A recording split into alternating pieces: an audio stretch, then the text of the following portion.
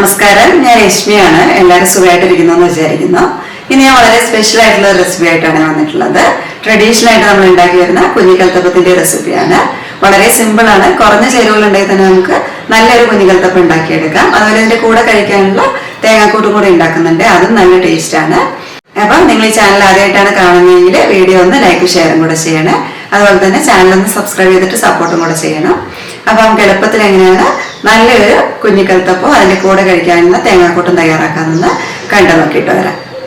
അതിന് വേണ്ടിയിട്ട് ആദ്യം അരി ഒന്ന് കുതിർക്കാനായിട്ട് വെക്കണം. ഞാനിവിടെ 1 കപ്പ് നെയ്ച്ചോറിന്റെ അരി എടുത്തിട്ടുണ്ട്. കുഞ്ഞിക്കൽത്തപ്പത്തിന് വേണ്ടിയിട്ട് നമുക്ക് നെയ്ച്ചോറ് വെക്കാൻ എടുക്കുന്ന ഏത് നേരിയ അരി വേണമെങ്കിലും എടുക്കാം. ബസ്മതി അരി ഒന്നും എടുക്കരുത്, ജീരകശാല അരി തന്നെ എടുക്കണം. ഇത് 1 കപ്പ് എടുത്തിട്ടുണ്ട്. ഇതേ അളവിൽ തന്നെ 1 കപ്പ് പച്ചരി എടുക്കുന്നുണ്ട്. നമ്മൾ സാധാരണ ദോശ ഇഡലിയൊക്കെ ഉണ്ടാക്കാൻ എടുക്കുന്ന പച്ചരി. ഇത് രണ്ടും ഒരു ബൗളിലേക്ക് ഇട്ട് കൊടുക്കുക. എന്നിട്ടൊരു 3-4 പ്രാവശ്യം നന്നായിട്ടൊന്ന് കഴുകി സാധാരണ പച്ചവെള്ളം ഒഴിച്ചിട്ട് നന്നായിട്ട് കുതിരാനായിട്ട് വെക്കുക. ഒരു 6 മണിക്കൂറെങ്കിലും കുതിർന്ന് വരണം. കാരണം നമുക്ക് നന്നായിട്ട് തരിയില്ലാതെ അരച്ചെടുക്കാനുള്ളതാണ്. അതുകൊണ്ട് കുറച്ചധികം സമയം കുതിർന്ന് വന്നോട്ടെ. ഞാനിപ്പോൾ രാത്രി മുഴുവൻ കുതിരാനായിട്ട് വെക്കുകയാണ്. അരി ഇപ്പോൾ നന്നായിട്ട് കുതിർന്ന് വന്നിട്ടുണ്ട്. ഇനി നമുക്കിതിലെ വെള്ളമൊക്കെ മുഴുവനായിട്ട് ഊറ്റിക്കളയാണ്. കാരണം നമ്മൾ ഇതിലേക്ക് ചേർക്കുന്ന വെള്ളത്തിന്റെ അളവ് വളരെ പ്രധാനപ്പെട്ടതാണ്. അതുകൊണ്ട് വെള്ളം മുഴുവനായിട്ട് കളഞ്ഞെടുക്കണം. അതുകൊണ്ട് ഞാനിതൊരു അരിപ്പയിലേക്ക് ഇട്ട് കൊടുക്കുകയാണ്. എന്നിട്ട് ഇതിലെ വെള്ളം മുഴുവൻ കളഞ്ഞെടുത്തിട്ടുണ്ട്. ഇനി അരി മിക്സിന്റെ വലിയ ജാറിലേക്ക് ഇട്ട് കൊടുക്കുകയാണ്. വലിയ ജാറാണെങ്കിൽ മുഴുവനായിട്ട് നമുക്ക് ഒരുമിച്ച് അരച്ചെടുക്കാം. ഇനി അതല്ല ചെറിയ ജാറിലാണ് അരയ്ക്കുന്നതെങ്കിൽ പകുതിയായിട്ട് അരച്ചെടുത്താൽ മതി. ഞാനിപ്പോൾ മുഴുവനായിട്ട് അരി ജാറിലേക്ക് ഇട്ട് കൊടുക്കുകയാണ്.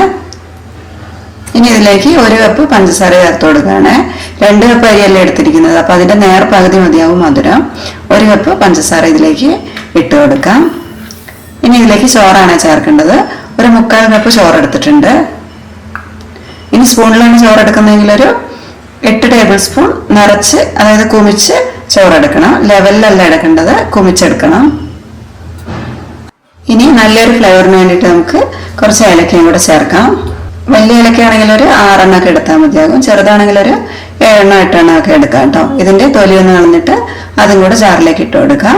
ഇനി ഇതിലേക്ക് ആവശ്യത്തിന് വെള്ളം ചേർത്തിട്ട് അരച്ചെടുക്കാം. വെള്ളം ചേർക്കുമ്പോൾ പ്രത്യേകം ശ്രദ്ധിക്കണം, ഒരുപാട് ലൂസായി പോകരുത്. കാരണം നമ്മളിതിൽ പഞ്ചസാരയും കൂടെ ചേർത്തിട്ടുണ്ടല്ലോ. അതും കൂടെ ഒന്ന് മെൽറ്റായി വരുമ്പോൾ വെള്ളത്തിന്റെ അളവ് കൂടിപ്പോകും. വെള്ളത്തിന്റെ അളവ് കൂടിപ്പോയിട്ടുണ്ടെങ്കിൽ അപ്പം ചുട്ടാൽ ശരിയാവില്ല. അപ്പോൾ ഇത്രയേറെ അരിയിലേക്ക് ഒരു 1/2 കപ്പ് വെള്ളം മാത്രം ചേർത്താൽ മതി. ആദ്യം 1/2 കപ്പ് ചേർത്തിട്ട് അരച്ച് നോക്കുക. എന്നിട്ട് വേണമെങ്കിൽ വീണ്ടും നമുക്ക് കുറച്ചായിട്ട് ഒഴിച്ചു കൊടുത്തിട്ടൊന്ന് മിക്സ് ആക്കി എടുക്കാം. അപ്പോൾ 1/2 കപ്പ് വെള്ളം കൂടെ ചേർത്തിട്ട് ജാറടച്ച് നന്നായിട്ട് ഫൈനായിട്ട് അരച്ചെടുക്കാം. ഒട്ടും തരിയില്ലാതെ വേണം അരച്ചെടുക്കാൻ. എന്നാൽ മാത്രമേ അപ്പം നല്ല സോഫ്റ്റ് ആയിട്ട് കിട്ടുള്ളൂ. ഇല്ലെങ്കിൽ തരി ഉണ്ടെങ്കിൽ അപ്പം ഹാർഡായി പോകും. ഇത് കണ്ടില്ലേ, ഇതേപോലെ ഒട്ടും തരിയില്ലാതെ അരച്ചെടുത്തിട്ടുണ്ട്. ഇതിൽ എന്തെങ്കിലും തരി ഉണ്ടെങ്കിൽ അപ്പം ചുട്ടാൽ ശരിയാവില്ല എന്ന് പറഞ്ഞല്ലോ. അതുകൊണ്ട് നമുക്ക് തരിയൊന്നും ഇല്ലാതിരിക്കാൻ വേണ്ടിയിട്ട് ഒരു അരിപ്പയിൽ കൂടെ വേണമെങ്കിൽ ഒന്ന് അരിച്ചെടുക്കാം. കാരണം നമ്മൾ ഏലക്കയൊക്കെ ചേർത്തിട്ടുണ്ടല്ലോ, അതിന്റെ എന്തെങ്കിലുമൊക്കെ അരയാതെ കിടക്കുന്നുണ്ടെങ്കിൽ അത് അപ്പം ചുടുമ്പോൾ അപ്പത്തിലേക്ക് ആവുമല്ലോ. അതുകൊണ്ട് അതങ്ങ് ഒഴിവാക്കാൻ വേണ്ടിയിട്ട് അരിച്ചെടുക്കാം. അതുപോലെ ജാറിന്റെ അടപ്പിലൊക്കെ ചോറോ അതല്ലെങ്കിൽ അരിയോ എന്തെങ്കിലും അരയാതെ കിടക്കുന്നുണ്ടെങ്കിൽ അതൊക്കെ അപ്പത്തിൽ കുടുങ്ങുമല്ലോ. അപ്പൊ നമുക്ക് അതൊന്ന് കളയാൻ വേണ്ടിയിട്ട് അരിച്ചെടുക്കാം. അരി ഇപ്പം മുഴുവനായിട്ട് ഒരുമിച്ച് അരച്ചതുകൊണ്ട് വേറെ മിക്സ് ചെയ്ത് കൊടുക്കുന്നൊന്നുമില്ല. ഇനി അതെല്ലാം നമ്മൾ 2 പ്രാവശ്യമായിട്ടാണ് അരച്ചെടുക്കുന്നതെങ്കിൽ 2 പ്രാവശ്യമായിട്ട് മാവ് അരച്ചത് ഒരു ബൗളിലേക്ക് ഒഴിച്ചിട്ട് രണ്ടും കൂടെ നന്നായിട്ട് മിക്സ് ചെയ്തെടുക്കണേ. ഇനി ഇത് അടച്ചു വെച്ചിട്ട് കുറച്ച് നേരം ഒന്ന് റെസ്റ്റ് ചെയ്യാനായിട്ട് വെക്കാം കേട്ടോ. കുറച്ച് നേരം വെച്ചിട്ടുണ്ടെങ്കിൽ അപ്പം നന്നായിട്ട് തന്നെ വരും. ഞാനിപ്പോൾ ഒരു 1.5 മണിക്കൂർ റെസ്റ്റ് ചെയ്യാൻ വെച്ചിട്ടുണ്ട്. ഇനി ഈ മാവൊന്ന് നന്നായിട്ടൊന്ന് മിക്സ് ചെയ്ത് നോക്കാം. ഈ സമയത്ത് നമുക്ക് അറിയാൻ പറ്റും ഇതിലേക്ക് ഇനി വെള്ളം ചേർക്കണോ വേണ്ടോ എന്നൊക്കെ. അപ്പോൾ മിക്സ് ചെയ്ത് നോക്കുമ്പോൾ മാവ് കുറച്ച് ടൈറ്റാണ്. ഇതിലേക്ക് നമുക്ക് കുറച്ച് വെള്ളം കൂടെ ചേർത്ത് കൊടുക്കണം. ഓരോ ടേബിൾ സ്പൂൺ വീതം മാത്രം ചേർത്ത് കൊടുക്കുക. ഞാനിപ്പോൾ ഒരു 2 ടേബിൾ സ്പൂൺ വെള്ളം ചേർക്കുന്നുണ്ട്. എന്നിട്ടൊന്ന് മിക്സ് ചെയ്ത് നോക്കിയപ്പോൾ പാകത്തിനുള്ള ലൂസായിട്ടുണ്ട്. ഈ ഒരു അളവിൽ അരിയും ചോറൊക്കെ എടുക്കുകയാണെങ്കിൽ ഇത്രയും വെള്ളം മതിയാകും. ആദ്യം ഒരു 1/2 കപ്പ് വെള്ളം ചേർത്തിട്ട് അരയ്ക്കുക. പിന്നെ നോക്കിയിട്ട് ഒരു 2 ടേബിൾ സ്പൂൺ വെള്ളം കൂടെ ചേർത്ത് കൊടുക്കുക. 2 അല്ലെങ്കിൽ 3 ടേബിൾ സ്പൂൺ അത്രയൊക്കെ വരുള്ളൂ. നന്നായിട്ട് മിക്സ് ചെയ്ത് കൊടുക്കാം. അതേപോലെ തന്നെ നമ്മൾ ഇതിലേക്ക് ഉപ്പ് ചേർത്തിട്ടുണ്ടായിരുന്നില്ലല്ലോ. അതുകൊണ്ട് മധുരമൊക്കെ ഒന്ന് ബാലൻസ് ചെയ്യാൻ വേണ്ടിയിട്ട് ഒരു 1/4 ടീസ്പൂൺ മാത്രം ഉപ്പും കൂടെ ചേർത്ത് കൊടുക്കാം. എന്നിട്ട് ഇത് നന്നായിട്ട് അങ്ങ് മിക്സ് ചെയ്തെടുക്കാം. ഇത് കണ്ടില്ല, ഈ ഒരു ലൂസിനാണ് കലക്കിയെടുത്തിരിക്കുന്നത്. ഇനി നമുക്ക് അപ്പം ഉണ്ടാക്കിയെടുക്കാം. ഈ ഒരു കുഞ്ഞിക്കൽത്തപ്പം ഉണ്ടാക്കാൻ വേണ്ടിയിട്ട് ഉരുളി തന്നെയാണ് ഏറ്റവും നല്ലത്. നമ്മൾ നോൺ സ്റ്റിക്കിന്റെ പാത്രം, ഇനി അതല്ലെങ്കിൽ വേറെ ചീഞ്ചട്ടിയോ ഇതൊന്നും എടുത്തിട്ടുണ്ടെങ്കിൽ അത്ര നന്നായിട്ട് വരൂല. നല്ല കട്ടിയുള്ള പാത്രമാകുമ്പോൾ പ്രത്യേകം ശ്രദ്ധിക്കുകയും വേണം. ഒന്നുമില്ലെങ്കിൽ ഓട്ടുരുളി ഉപയോഗിക്കാം, അതല്ലെങ്കിൽ ഇൻഡാലിയത്തിന്റെ പോലെ കട്ടിയുള്ള ഉരുളി ഉപയോഗിക്കാം.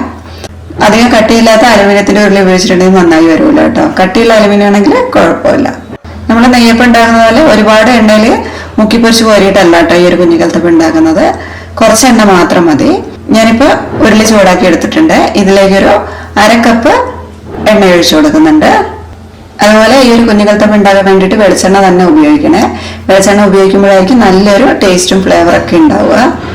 ഞാനിപ്പോൾ ഉരുളി ആയതുകൊണ്ട് കേട്ടോ 1/2 കപ്പ് എണ്ണ ഒഴിച്ചു കൊടുക്കുന്നത്. ഇനി ഒരു രക്ഷയില്ല, ഉരുളിയൊന്നുമില്ല, പാലപ്പത്തിന്റെ ചട്ടിയിലാണ് ഉണ്ടാക്കിയെടുക്കുന്നതെങ്കിൽ ഒരു 4 ടേബിൾ സ്പൂൺ എണ്ണ മാത്രം ഒഴിച്ചു കൊടുത്താൽ മതി. അതിൽ കൂടുതൽ എണ്ണ ഒഴിച്ചിട്ടുണ്ടെങ്കിൽ അപ്പം നന്നായിട്ട് കിട്ടൂല. ഇപ്പോൾ എണ്ണ നന്നായിട്ട് ചൂടായി വന്നിട്ടുണ്ട്. നല്ല ചൂടുള്ള എണ്ണയിലേക്ക് വേണം മാവ് കോരി ഒഴിക്കാൻ. മാവ് നമ്മൾ തവി കൊണ്ട് കോരി ഒഴിക്കുമ്പോൾ തവിയിൽ നിന്നുള്ള മാവ് ഉറ്റാതെ ശ്രദ്ധിക്കണം. അതുകൊണ്ട് ആ ഒരു അബദ്ധം വരാതിരിക്കാൻ വേണ്ടിയിട്ട് ഇതുപോലെ ചെറിയൊരു പാത്രത്തിലേക്ക് ഒഴിച്ചിട്ട് അങ്ങനെ മാവ് ഒഴിച്ചു കൊടുക്കുക. അപ്പൊ പിന്നെ പാത്രത്തിന്റെ അടിയിൽ നിന്ന് മാവ് എണ്ണയിലേക്ക് ഉറ്റി വീഴില്ലല്ലോ, അതുകൊണ്ടാണ്. മീഡിയം സൈസുള്ള തവിയിൽ ഒരു തവി മാവ് ഇതേപോലെ പാത്രത്തിലേക്ക് ഒഴിച്ചിട്ട് മുകളിൽ നിന്ന് ഇതുപോലെ എണ്ണയിലേക്ക് ഒഴിച്ചു കൊടുക്കാം. മാവ് ഒഴിച്ചതിന് ശേഷം ഒരു 2-3 സെക്കൻഡ് കഴിയുമ്പോഴേക്കും ഇതുപോലെ അപ്പത്തിന്റെ സൈഡിൽ നിന്ന് ഉൾഭാഗത്തേക്ക് ഇങ്ങനെ വെന്ത് വന്നോളൂ.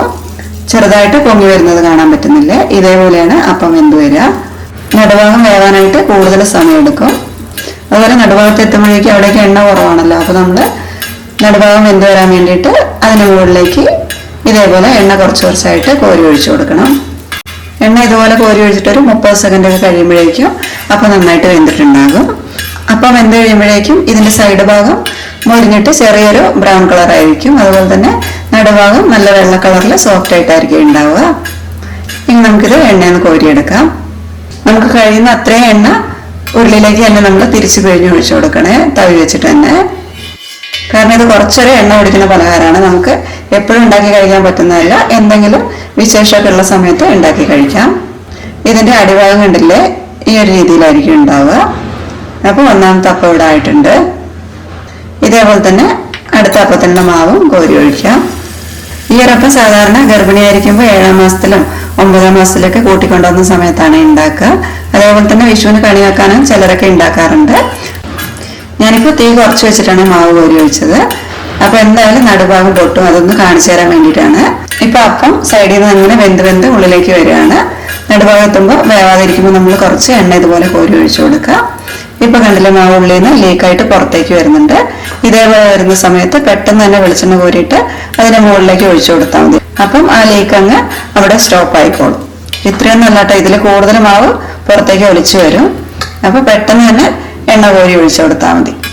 ഇതുപോലെ നമ്മൾ കുഞ്ഞിക്കലത്തപ്പം ഉണ്ടാക്കുന്ന സമയത്ത് മാവ് ലീക്കാവുന്നതിന്റെ പുറകിലൊക്കെ ഒരുപാട് പഴം കഥകളൊക്കെ ഉണ്ട്.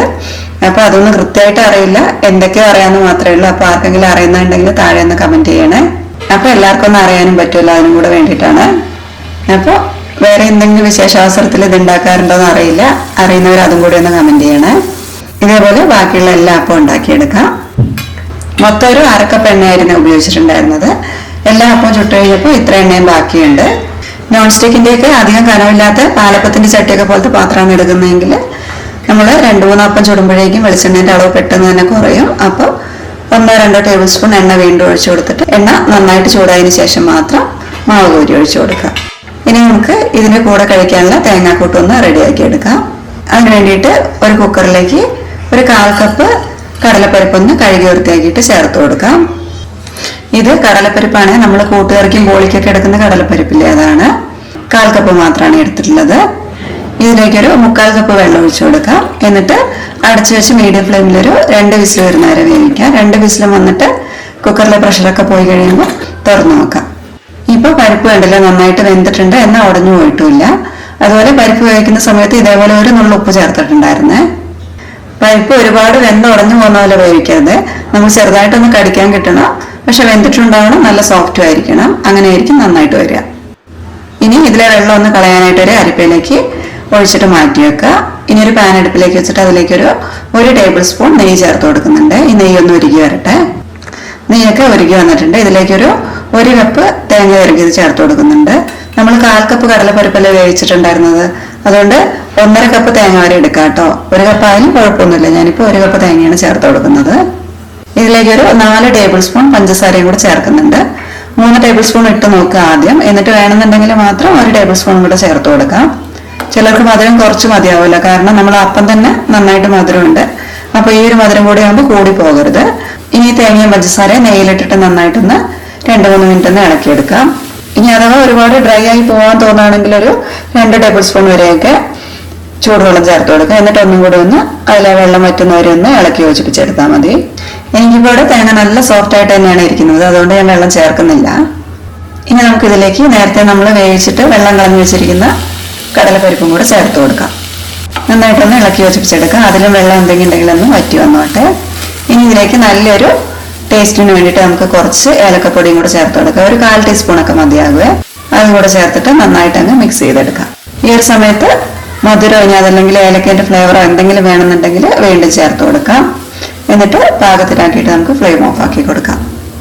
ഇപ്പോൾ കുഞ്ഞിക്കൽത്തപ്പത്തിനുള്ള തേങ്ങാക്കൂട്ടും കൂടെ ഇവിടെ റെഡി ആയിട്ടുണ്ട്. ഇത് കണ്ടില്ലേ, എല്ലാ അപ്പവും നമുക്ക് നല്ല പെർഫെക്റ്റ് ആയിട്ട് തന്നെ കിട്ടിയിട്ടുണ്ട്. സൈഡ് ഭാഗം ചെറുതായിട്ട് മുരിഞ്ഞ് ചെറിയൊരു ബ്രൗൺ കളറും, നടുഭാഗത്തേക്ക് ഇതുപോലെ കുറച്ച് പൊങ്ങിയിട്ട് നല്ല സോഫ്റ്റ് ആയിട്ടുള്ള ഭാഗം ഇതുപോലെ ആയിരിക്കും കുഞ്ഞിക്കൽത്തപ്പം ഉണ്ടായിരിക്കുക. അതുപോലെ ഇതിന്റെ നടുഭാഗം പൊട്ടി വന്നെന്ന് വെച്ചിട്ട് അപ്പത്തിന്റെ ടേസ്റ്റിന് ഒരു മാറ്റം ഉണ്ടാവില്ല കേട്ടോ. നല്ല സോഫ്റ്റ് തന്നെയായിരിക്കും, നല്ല ടേസ്റ്റും ആയിരിക്കും. 3 അപ്പം ഞാനിവിടെ ഉണ്ടാക്കിയെടുത്തിട്ടുണ്ട്.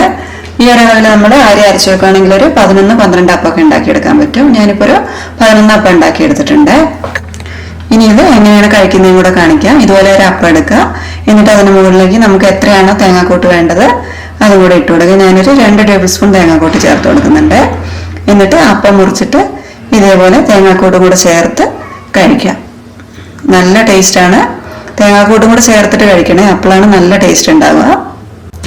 അതുപോലെ ഇതൊന്ന് മുറിച്ചും കൂടെ കാണിക്കാം. ഇത് കണ്ടില്ലേ, നല്ല ആരോട് കൂടിയിട്ടുള്ള നല്ല പെർഫെക്റ്റ് ആയിട്ടുള്ള കുഞ്ഞിക്കൽത്തപ്പാണ്. അപ്പൊ ഈ റെസിപ്പി എല്ലാവർക്കും ഇഷ്ടപ്പെട്ടു എന്ന് വിചാരിക്കുന്നു. ഉണ്ടാക്കി നോക്കുക. എന്നിട്ട് ഇഷ്ടമാവുകയാണെങ്കിൽ നിങ്ങളുടെ അഭിപ്രായം ഒന്ന് താഴെ എഴുതുക. അപ്പൊ നമുക്ക് ഇതേപോലെയുള്ള നല്ല റെസിപ്പീസുമായിട്ട് വീണ്ടും കാണാം. നന്ദി, നമസ്കാരം.